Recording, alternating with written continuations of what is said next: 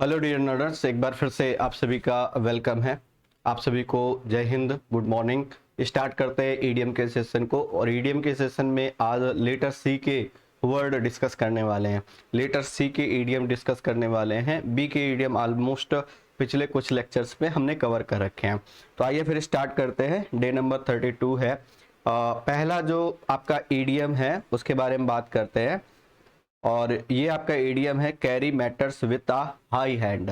High hand का मतलब बहुत ही हैवी तरीके से, बहुत ही स्ट्रिक्ट तरीके से, है ना। तो इसका मीनिंग क्या हो गया, देखिए इसी से आप रिलेट करके इसको लर्न भी कर पाएंगे कि इसका मीनिंग क्या है। इसका मीनिंग है to deal with a person strictly, बहुत ही स्ट्रिक्ट तरीके से डील करना, ये इसका मीनिंग है। कैरी मैटर्स, किन्हीं मैटर्स को कैरी कर रहे हो और कैसे कैरी कर रहे हो, हाई हैंड।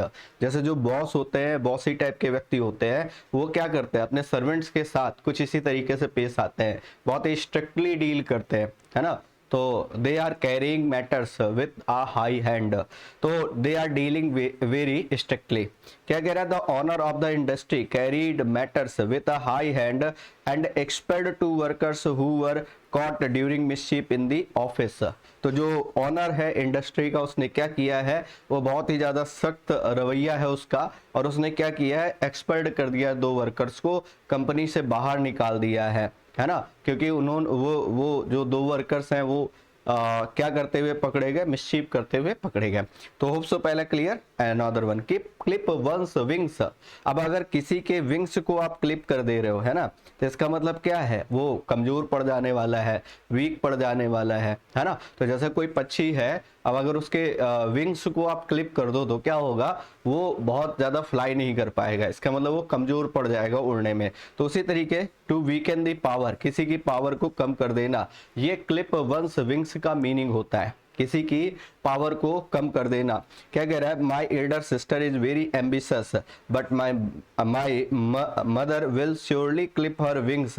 मेरी जो बड़ी बहन है वो बहुत ज्यादा एम्बिशियस है, महत्वाकांक्षी है, जीवन में कुछ करना चाहते हैं, लेकिन जो मेरी मदर है वो क्या करती है, उसके जो विंग्स है उनको क्लिप कर देते हैं। जैसे पहले के समय में महिलाओं के विंग्स को क्लिप किया जाता था, आप ये कह सकते हो, है ना। क्योंकि उनको बहुत ज्यादा पावर नहीं दी जाती सोसाइटी में, वो एक लिमिटेड दायरे में ही उनको रहना होता था। ठीक है, तो होप सो क्लियर हो गया। Another one, come home to, इसको सीधे सीधे बोलते हैं कि सुबह का भूला अगर शाम को घर आ जाए तो उसको भूला नहीं कहते हैं, आप ये कह सकते हो। और इसका मीनिंग क्या हो गया, इसका मीनिंग हो गया कि उसको समझ आ गई ही बात, क्या सही है क्या गलत है। कम होम टू का मतलब समझ आ जाना, कम होम टू का मतलब टू अंडरस्टैंड। जैसे कह रहा, Seema wanted to be a teacher, Seema एक टीचर बनना चाहती है in the college, but soon it came home to her that she was not fit for the job. लेकिन बहुत जल्द ही उसको रियलाइज होता है कि वो इस जॉब के लिए सुटेबल नहीं है। शी वाज ओनली ग्रेजुएट, क्योंकि वो केवल और केवल ग्रेजुएट है, तो वो टीचर नहीं बन सकती, ये बात उसको बहुत जल्दी समझ आ गई। तो कम होम टू का मीनिंग होता है किसी बात का समझ आ जाना। होप सो क्लियर हो गई बात। Come to a standstill, रुक जाना। ठीक है, तो जैसे मान लो यहाँ पर ये भी आप ऐसे भी कह सकते हो कि स्टैंड स्टिल का मतलब होता है हार्ट, रुकना, HART, हार्ट का मतलब रुका हुआ। तो come to a standstill का मतलब होता है जो सडन हार्ट है, जो एक रुकावट है कह सकते हो। जैसे come to a sudden heart, sudden stop, है ना। जैसे जिस समय कोविड का पीरियड आया, उस समय जो इकोनॉमी थी वो पूरी तरीके से ठप हो गई, लोगों के जो रिसोर्सेस थे इनकम के, वो भी कैसे हो गए, रुक गए, come to a standstill हो गए। Come to a standstill का मतलब रुक जाना। जैसे स्टेटमेंट देखिएगा, when we were going to Mussoorie yesterday, जब हम कल मसूरी जा रहे थे, our car come to a standstill right in the middle of the journey, तो रास्ते के बीच में ही रुक गई, हमारी जो कार है वो रास्ते के बीच में ही रुक गई। जब हम मसूरी जा रहे थे तो रास्ते में ही हमारी कार रुक गई। तो come to a standstill का मतलब हार्ट हो जाना या स्टॉप हो जाना। ठीक, you know very well. Another one, come up with flying colours, है ना। जैसे इसके लिए आपने एक टर्म और मैं आपको बता देता हूं, जैसे आप यूज करते हो ब्रेक डाउन कर जाना, रुक जाना, ब्रेक डाउन, ठीक है, ये भी कह सकते हो। ब्रेक डाउन का मतलब भी टू स्टॉप होता है, ब्रेक डाउन का मीनिंग भी होता है टू स्टॉप वर्किंग, काम करना बंद कर देना, वो ब्रेक डाउन होता है। Hope so clear. Come up with flying colours, flying colours मतलब सक्सेस का सिंबल है, ठीक है, तो इसका मतलब क्या है, कोई सफलता हाथ लग गई है ना। तो इसका meaning come off with flying colours का मीनिंग क्या हो गया, इसका मीनिंग हो गया come out, to come out successfully, successful हो जाना। कह रहा था final football match was very crucial, जो फाइनल फुटबॉल मैच था वो बहुत ही ज्यादा क्रूशियल था। बट फाइनली वी वन, लेकिन अंत में हम जीते।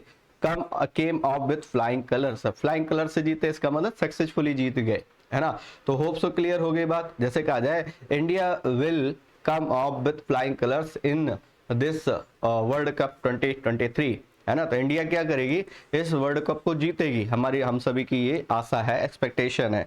नेक्स्ट है क्रॉस वंस माइंड, माइंड में क्रॉस करना मतलब कोई बात, जैसे आप एग्जाम हॉल में बैठे हुए हो और आपको कोई कॉन्सेप्ट, कोई फॉर्मूला नहीं याद आ रहा है, ठीक है, अचानक से वो चीज स्ट्राइक करती है आपके माइंड में, अचानक याद आ जाता है, तो वही क्रॉस वंस माइंड, माइंड में कोई चीज क्रॉस की, इसका मतलब वो आपको मेमोराइज आ गई, है ना, वो आपको याद आ गई। तो इसका मतलब क्या है, to occur to oneself, ये इसका मीनिंग है। तो क्रॉस वंस माइंड, माइंड से होकर गुजरने का मतलब क्या है, किसी चीज का याद आ जाना, किसी चीज का मेमोराइज हो जाना।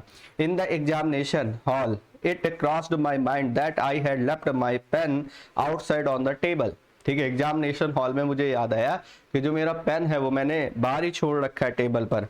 Another one cry for the moon, चंद्रमा के लिए क्या करना, क्राई करना। इसका मतलब है जैसे आप अक्सर सुनते हो कि भाई आप, एक नायक है जो नायिका से कह रहा है, ठीक, कि भाई मेरे लिए, नायिका जो नायक से कह रही है कि भाई मेरे लिए चांद तारे लाओ, मेरे लिए चंद्रमा को लेकर के आओ। तो it means she is demanding for anything that is impossible, ऐसी चीज की वो मांग कर रही है, ऐसी चीज की डिमांड कर रही है जो रियल में पॉसिबल नहीं है ना। तो उसी चीज को बोलते हैं क्राई फॉर द मून। तो इसका मतलब to wish for something impossible, किसी ऐसी चीज की मांग करना जो रियल में इम्पॉसिबल है। अब आप अगर अपने पेरेंट्स से कहते हो कि भाई मुझे यूएसए का प्रेसिडेंट बना दो, है ना, तो क्या वो बना देंगे, ठीक है। तो ये कैसा है, ये क्राई फॉर द मून है, ठीक है, you are crying for the moon to become the president of America. तो ये क्या कह रहा है, the hope of winning the lottery amounting to lakhs of rupees is simply crying for the moon. आप लॉटरी में लाखों रुपए जीतना चाह रहे हो, ये किस तरीके से रिजेंबल हो रहा है, ये ऐसे लग रहा है जैसे आप बहुत कुछ इस तरीके की चीज मांग रहे हो जो वास्तव में कैसी है, इम्पॉसिबल है। करी फेवर वित्त, किसी का फेवर लेना, है ना, किसी का फेवर लेना, ठीक है, ये है करी फेवर। तो फेवर से आप याद लर्न कर सकते हैं, विन फेवर ऑफ समबडी। तो क्या कह रहा है, Neena gave a lot of costly presents to her science teacher to curry favour with him, बहुत सारे प्रेजेंट्स दिए साइंस टीचर को ताकि उनका फेवर कर सके, ताकि वो उनके मार्किंग बढ़ा सके, है ना। अनदर वन कॉल आई स्पेड, मतलब सीधी सीधी बात बोलना। अब ये लर्न कैसे करोगे, जरा समझिएगा इस बात को, कि जैसे ये जो स्पेड होता है ये क्या होता है, ये एक इंस्ट्रूमेंट होता है। जैसे आपने फावड़ा देखा है ना, तो फावड़ा थोड़ा सा तिरछा होता है, ये सीधा सीधा इंस्ट्रूमेंट है कुछ इस तरीके से, जो खुदाई करने के काम आता है।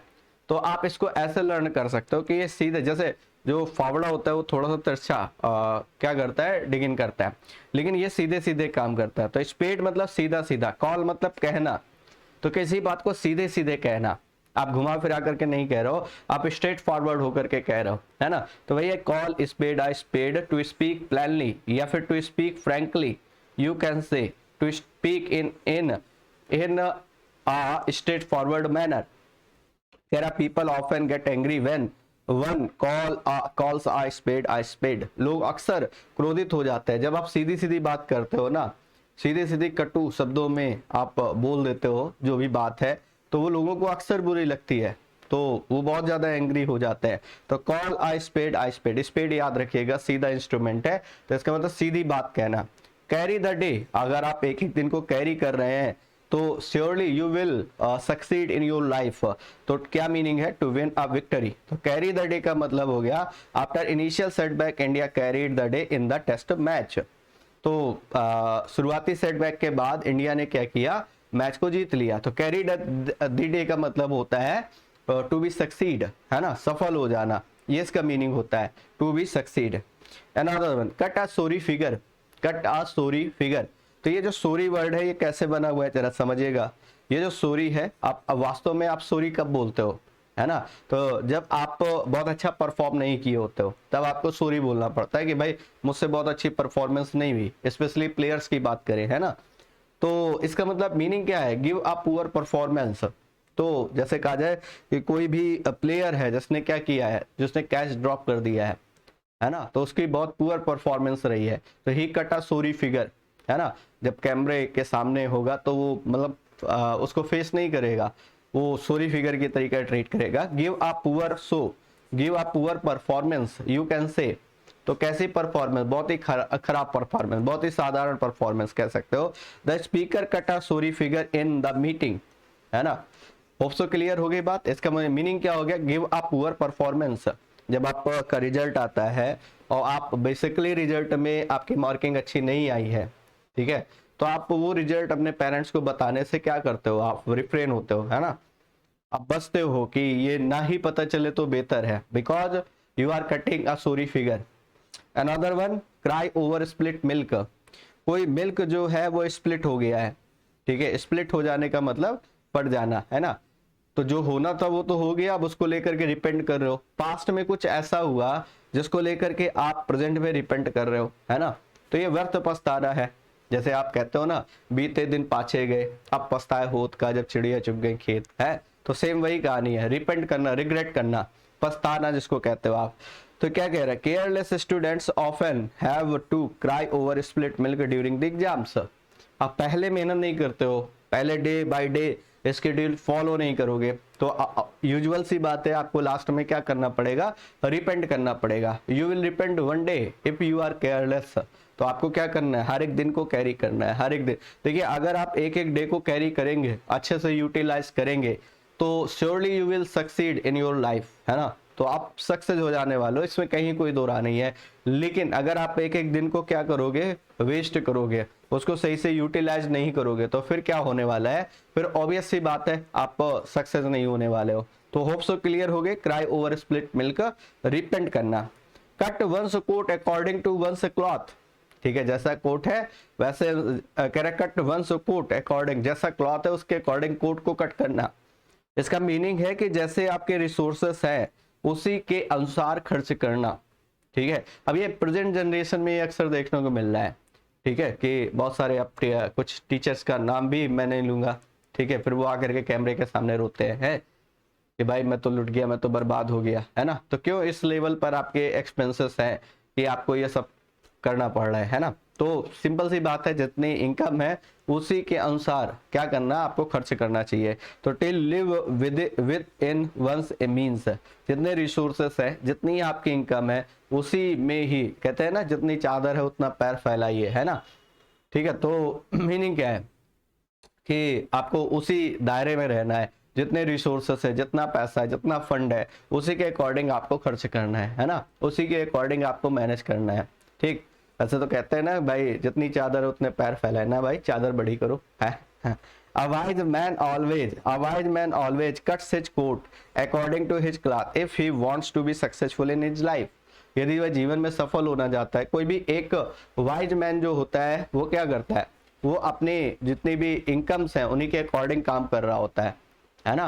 तो जिससे कि उसको ये इन रेड वाली कंडीशन नहीं आती है। एक ईडियम आपका और बन जाता है, इन रेड। और इन रेड का मीनिंग होता है इन डेब्ट, कर्ज में आ जाना, ठीक है, कर्ज में आ जाना, ये इसका मीनिंग होता है। इन रेड का मीनिंग होता है इन डेब्ट। Hope so clear. Call names, call names का मतलब होता है टू अब्यूज, ठीक है, किसी को अब्यूज करना, गाली देना, ये इसका मीनिंग होता है। कॉल नेम्स का मीनिंग होता है टू अब्यूज। अब इसको समझिए जरा, कॉल नेम्स है क्या। जैसे आप अपने से बड़ों का नेम्स लेते हैं, नेम लेते हैं, है ना, तो ये इंसल्टिंग माना जाता है कि कोई भी आपसे एल्डर है, ठीक है, चाहे वो आपके पेरेंट्स हैं या आपके बड़े भाई बहन है या कोई भी जो एल्डर पर्सन है, तो आपको उसका नाम नहीं लेना चाहिए, है। This is our culture, our civilization, है ना। तो ये एक एब्यूजिंग रिमार्क माना जाता है या इंसल्टिंग रिमार्क माना जाता है। यू कैन से इंसल्टिंग रिमार्क, ये इंसल्टिंग है, ये अब्यूजिव है। इसको आप ऐसे भी समझ सकते हो कि जो घर की लेडीजें होती हैं, ठीक है, बहुएं होती हैं खास तौर से, तो वो अपने से बड़ों का नाम नहीं लेते। जैसे खास तौर से उनके जो क्या कहा जाए, फादर इन लॉ हैं या फिर जो उनके हस्बैंड्स हैं, उनका नेम नहीं लेती हैं, है ना। ठीक है, तो ये क्या माना जाता है, ये एक एब्यूजिव रिमार्क माना जाता है, ये आपका एक इंसल्टिंग रिमार्क माना जाता है। क्या कह रहा है, Neeta called me names so she was severely punished by the teacher, है ना। तो नीता ने क्या किया, मुझे अब्यूज किया, इसलिए उसको टीचर के द्वारा क्या किया गया, पनिश किया गया। तो होप सो बात क्लियर हो गई। कर्टन लेक्चर, कर्टन का मतलब आप जानते हो पर्दे, है ना। और कर्टन लेक्चर, पर्दे के पीछे के जो लेक्चर्स होते हैं, ऑब्वियस सी बात है वो किसके द्वारा, मुसीबत के द्वारा दिए जा रहे होंगे, है ना। इट मीन्स पत्नी के द्वारा दिए जा रहे होंगे, ऑब्वियस सी बात है। तो a reproof by wife to her husband, मतलब मीनिंग क्या कहना चाह रहा है कि पत्नी की जो डांट है, ठीक है, स्पेशली उसके हस्बैंड के लिए, this is called curtain lecture. क्या कह रहा है, my brother never pays any attention to his wife's curtain lecture and does what he thinks. तो मेरा जो भाई है वो कभी ध्यान नहीं देता कि उसकी पत्नी क्या इसको स्कोल्ड कर रही है, क्या डांट रही है, वो वही करता है जो उसको अच्छा लगता है, ठीक है, ही डू व्हाट ही लाइक्स। तो होप सो क्लियर हो गई बात। तो ये थे आज के आपके 15 ईडियम्स, क्लियर। अगर अभी भी आपने टेलीग्राम चैनल नहीं ज्वाइन किया है तो ये टेलीग्राम चैनल है, लिंक आपको डिस्क्रिप्शन में मिल जाएगा, नहीं मिले तो आप इंग्लिश विद पुष्पेंद्र सर डाल करके सर्च करिएगा, आपको मिल जाएगा, तो वहां से आप ज्वाइन कर सकते हो, ठीक है। चलिए, तो साथ ही फिर मिलते हैं, लेटर सी के जो ईडियम्स है आगे फिर से कैरी करेंगे और सीखेंगे कुछ नई इंफॉर्मेशन बातें। तो thanks for attending this valuable session, thank you guys, जय हिंद।